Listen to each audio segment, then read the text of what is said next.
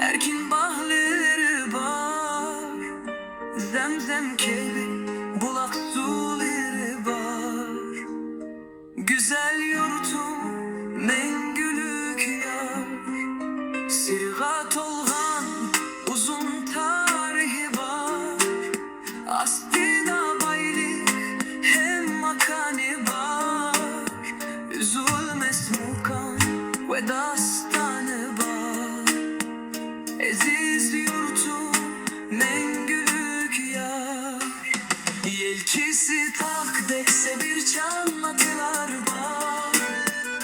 Könlü bak dek mehriban anılar var. Batur oğlan çiverişcan kızları var. Ana yurtum, mengülük yar.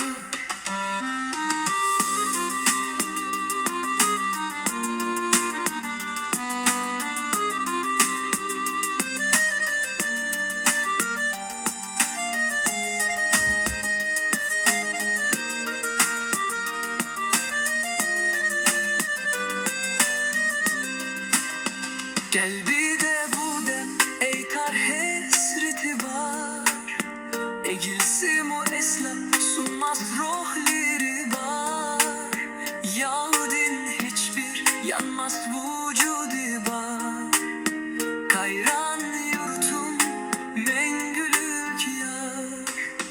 Unutmadım esla sana eytar sözüm var. Unutmayın hergiz sende teşna közüm var. Baş üstüde sende bir daha hem kelbim var. Can yurtum, mengülük yar. Yelkisi tak dekste bir çanlatlar var. Könlü bak dek mehriban anılar var. Batur oğlan çiverişcan kızları var. Ana yurtum, mengülük yar.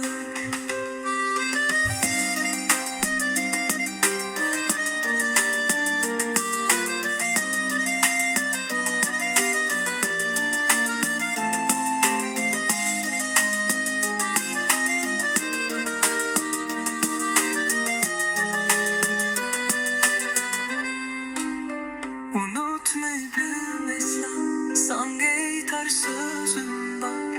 Unutmayın hergiz sana teşna gözüm var. Baş istedi sana bir daha hem kelbim var. Can yurtum,